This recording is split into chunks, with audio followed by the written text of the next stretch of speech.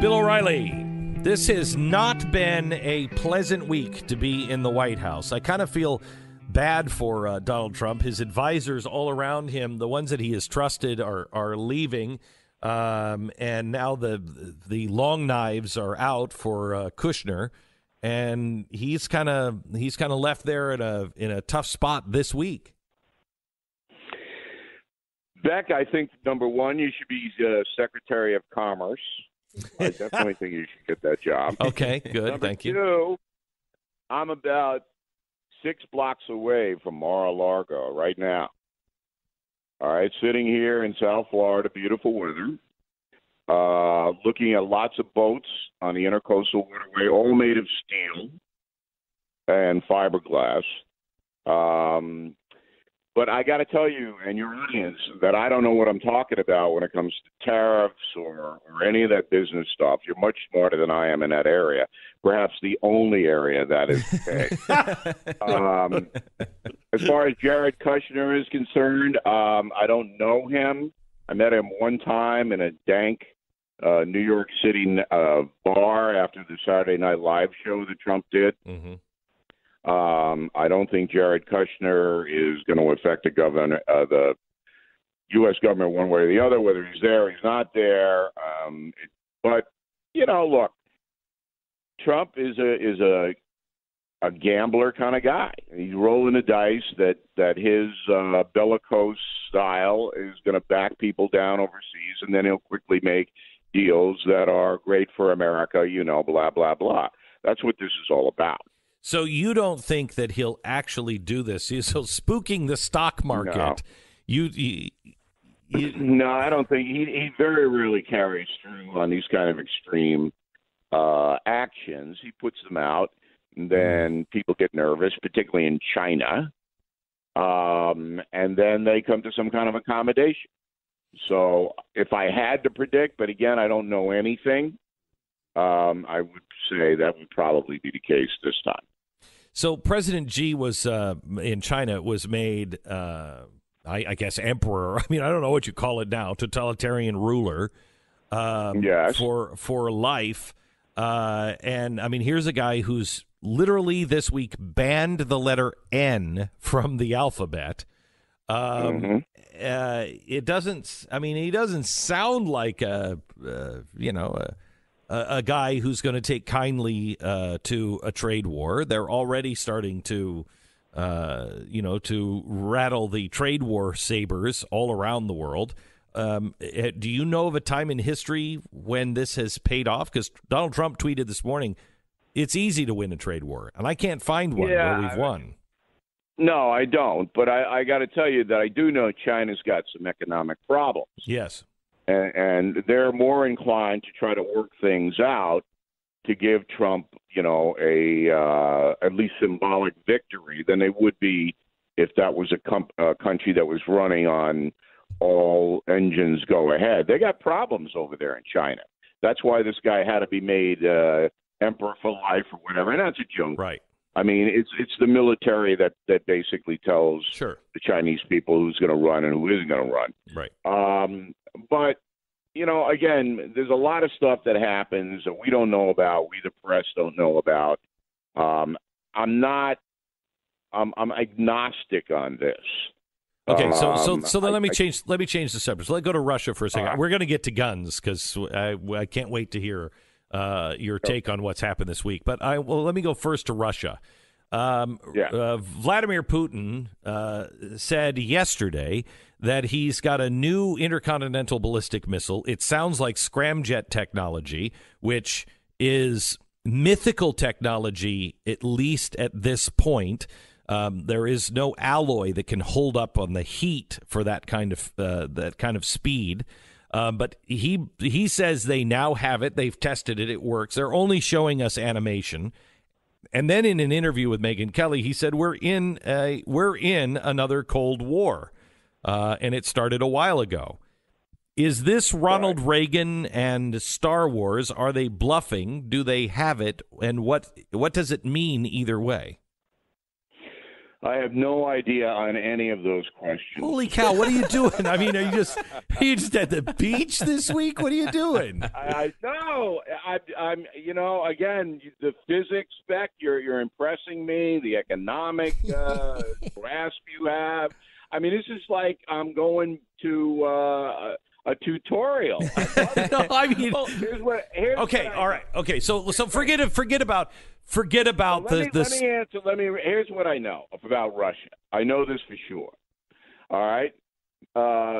Vladimir Putin wants to adopt Megyn Kelly. Okay, that's number one. The papers have already been filed. He wants her as his, his adoptive daughter.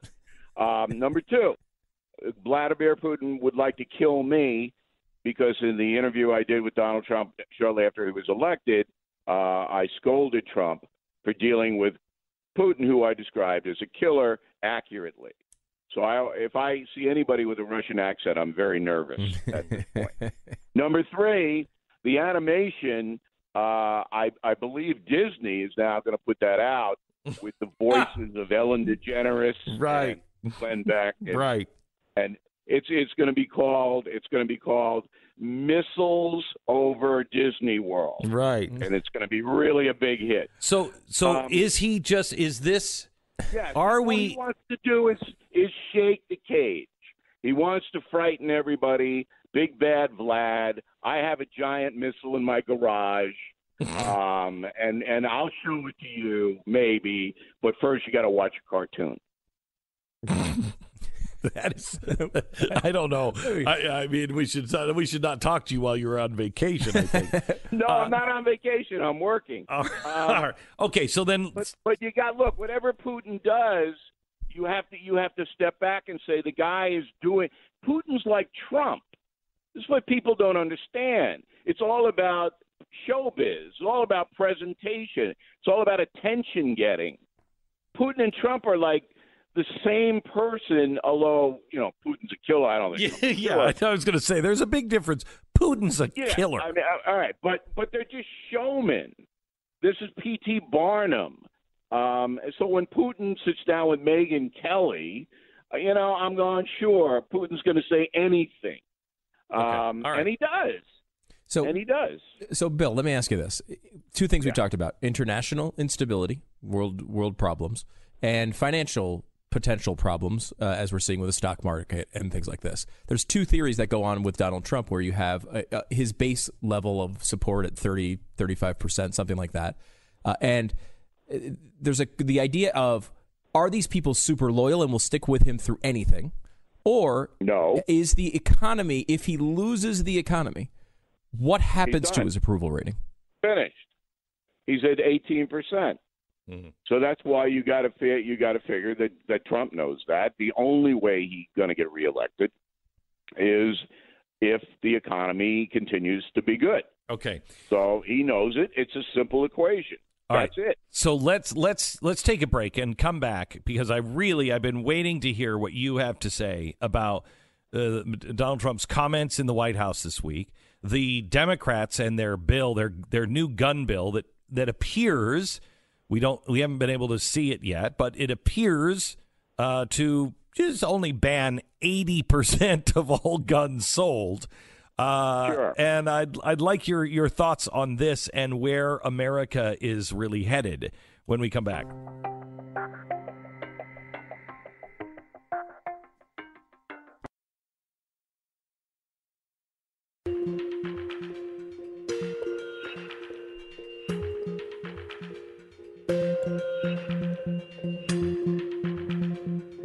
This is the Glenn Beck Program. So Bill O'Reilly says there's three things that are going to happen with increased gun control. And the first one was you won't be able to buy a gun unless you're 21. Bill, does that mean that I can't give my 20-year-old daughter a gun? Can she carry a gun if Dad gives it to her, or is it only she can't buy it? No, you can still carry it, and you can go hunting and get a hunting license and all of that. You just can't go into the store and buy it. Okay. The second thing you said is that we're going to have increased background checks, depending on what that is. I mean, there's 38 states, only 38 states are required to report everything to background checks, which is a real problem. But depending on what that means, that may be okay. And you said the third thing is? You got to have armed security guards in every public school. And again, that's a state thing. And it's easy to do because you just put the guards on salary like you have teachers and coaches. And it's based on population of the school, how many you have. And that would go a long, long way to providing protection and security to the nation's kids. Why hasn't any state done this already, where they've made a big deal and come out and said, I don't know. I mean, I used to teach high school down here in South Florida where I am now. And I got into a few physical scrapes with students, gang people who intruded on the campus. And I wish there had been armed security way back then. So I can't answer that question. It just seems logical in this crazy age we live in. But I want to tell all your listeners that, the banning of certain guns like the AR-15s, that's not going to happen. Trump would never sign that, ever, in a million years. So the Democrats, they can put forth their bill that want to ban everything, this, that, and the other. That's never, ever going to happen in this country at this point. Now, if the Democrats take both houses of Congress and the presidency, they try. But I think it would be ruled unconstitutional as well. If you're a rancher and you're living in Starr County, Texas, or you're living near Bisbee, Arizona, and you know that every night there are scores of people coming through your property and you have no idea who they are. They shouldn't be in this country, and some of them are armed. You're telling me you can't have an AR-15 to protect your family? That's insane. So, I mean, I think the AR-15s have to be licensed. I think you have to go through training to have them. I think the government's going to have to know you have them, but you can't ban them. And that's exactly – and Trump would never, ever sign a law saying Well, the problem is the bill that they're talking about is now, anything with a removable magazine. Well, that's almost every handgun. Never going to happen. Okay. But it's not going to happen. Right. Okay. I'm just saying. So here's what's happened, though, Bill, is the left, and I'm talking about the reasonable left. I'm not talking about the political left. I'm talking about the people who are, your average Democrat, hardworking person in the, wherever, okay, that is not involved in politics and is reasonable. Those people who don't have any access to guns, they are afraid of guns because they've not grown up around them. They've not seen them. They're not trying to gun grab, but they are frightened by them. On the other side is frightened by the gun grabbers. And when people say, we're not coming for your guns, but then you propose a bill that would affect all handguns and about 40% of all rifles, that is coming for the guns. When you have a president say, I want to go get the guns and then due process, that's frightening to people who believe in the Second Amendment.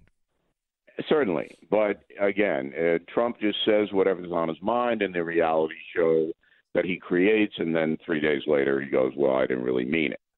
I know a lot about what his capacity is.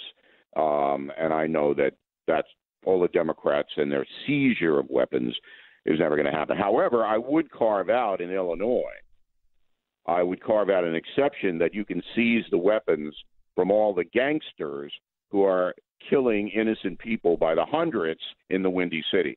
Those weapons you can seize. All right. The hypocrisy here is just insane. But you need an eloquent spokesperson. And the NRA, their problem is they're too intransigent. They have to bend a little bit because we are living in an age where there's a lot of insane people running around. I think more than ever before. I have to tell you, Bill, I don't think that the NRA is being unreasonable at all. They are. No, they don't want 21. They don't want the 21 age. They don't want to. There isn't any accommodation that I've seen that the NRA wants. The bump stocks. No. They did bump stocks. They are fine with and background checks if they're in line. You can't just say we want universal background checks. wait a minute, what does it mean for the veteran? What does it mean for the guy who has a son or daughter who's depressed on antidepressants or been deemed a danger? Does mom and dad now, can they have a gun in the house? I mean, there's a lot of questions to be answered on that, but they're willing to look at those things, as I think most reasonable people are, as long as it's not one more step that gets us closer to a gun grab. Yes, I'm not disagreeing with any of that, but the NRA needs to basically put forth, all right, a very, very specific viewpoint and convince people who think they're the devil. We're talking to Bill O'Reilly from BillO'Reilly.com, who is a bit of a Trump whisperer, I would say. I mean, I will say that these conversations help me translate some of the moments from the week from Donald Trump. They do. Stu, that's why I'm really here on the planet, to help you and to guide you through the maze that our society has come. What a sad existence. I mean, it may not be your goal, but it does happen. I'm like a Franciscan missionary. I'm reaching out to the Glenn Beck program. Right. I have my sandals on, a little frock. Right. And I want to tell, on that note, everybody that this week we've released Killing Jesus in paperback, first time. It's Lent, Easter coming. There is no one you won't kill. That was the toughest book that we've written out of the 7 killing, because we did it as a history. And we couldn't rely on the theology. We had to rely on the Roman records and the Jewish records. And it was really a slog, but we did it. It was a massive, massive worldwide bestseller. But first time in paperback, Killing Jesus, and apropos to the time that we're in. Okay. So let's switch gears here and help us understand one more thing. Jeff Sessions. Yeah. I don't understand it. I mean, he's calling him Mr. Magoo reportedly behind closed doors. That's a bad nickname. Sessions' nickname should be Rip Van Sessions. The guy is napping throughout the day. No. Here, Stu, again, this is my mission. This is why you're here. I want to clarify for Stu. You ready? Yes, I'm ready. If you're Al Capone, are you afraid of Rip Van Sessions? Are you afraid he's coming for you? We need a tough guy in that job. And, Senator Sessions, he's just not cut out for it. I put him somewhere else. I bring in Rudy Giuliani or somebody like that. Hold on just a second. No, come on now. Rudy Giuliani, I like Rudy Giuliani, but Rudy Giuliani, listen, if I'm president and he's my attorney general, he'll be in my office and I'll be like, hey, what happened to that gang? And somebody in the room will just look at me and go, don't ask that question right now. I mean, yeah, is he a tough guy? He's going to get things done for you, but maybe not necessarily the way everybody wants to read about it or hear about it on television. Jeff Sessions is hard-nosed, but constitutional. And that's kind of what the fight was about this week. Baloney. He's so political. He's so CYA. You're crazy. He's not a tough guy. If he were a tough guy, he would have gone in against the FBI, because it's clear the FBI booted the Hillary Clinton email investigation, and that's going to be proven. He would have gone in against them a long time ago. So why not use the Inspector General? That's what the system says. Yeah, but they already know what that report is. That's why McCabe got booted out of the FBI, the second in command. They already know that. But Rip Van Sessions is trying to play it, like, oh, what should I do? Am I going to get in trouble? He's out of there anyway. Trump doesn't like him.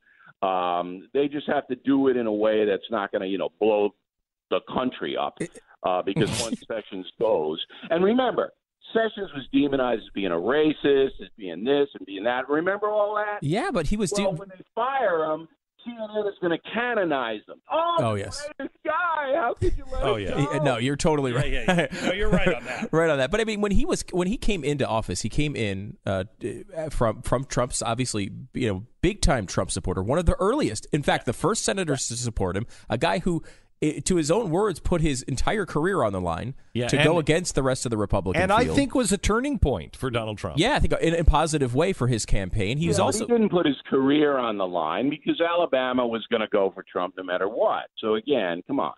But he was an early supporter of Trump, and when he got appointed, I was more than willing to give him a chance and say, okay, you got to go against the sanctuary cities. You got to go in. Look, this mayor of Oakland should be in cuffs today. You know what she did? She tipped off all the criminal illegal aliens, all the felons out there that ICE was coming in to grab them, and they all split. I mean, well, why isn't she arrested? Okay, I'll give you that. I'll give you that. I was talking about the internal Washington stuff, but you're right on that. You're right on that. Yeah, well, okay, so Rip Van Sessions, somebody wake him up and say, that woman obstructed federal justice, arrest her. Do you think he's got the cojones to do that? Do you? Probably not. Probably not. You're right on that one. However, he was known as a very... Yeah, he was... Right on every single thing I said on this program. Yeah, which included twice, I don't know. I was right on that. You were right on that. So wait a minute. So what happened to Sessions then? He's always been known as... a stormtrooper when it comes to illegal aliens. He hates them. That's the big reason he supported Trump. Oakland, and then you're the stormtrooper, all right? But so what happened? What changed? Was the most blatant thing I've ever seen. Then what changed? Because you got to understand, there's a difference between rhetoric and action. All right? I mean, all these, I'm going to do this, and then they don't do anything because there's always blowback. If you put out an arrest warrant for the mayor of Oakland, all hell's going to break loose. And you are going to be, the people on CNN are going to start melting down. He's a Nazi. And he doesn't want to take the heat. He doesn't want to take it. It's clear that Sessions doesn't want to take the heat. So why do we have him then? We need a tough guy attorney general in this country. All right. Bill O'Reilly, thank you very much. Appreciate it. Always good to talk to you. Even when you're in your Franciscan monk sandals, it's still good to talk to you. Bill, listeners are pointing out that earlier in the program you said the word bellicose but did not identify it as the word of the day. Would you say that? It is. It is. Okay. Yes. Word of the day, bellicose. Bellicose. Bill O'Reilly, BillO'Reilly.com and Killing Jesus. Just another one on his, just another notch on his belt. Killing Jesus is out in paperback. Bill O'Reilly from BillO'Reilly.com. Thanks a lot.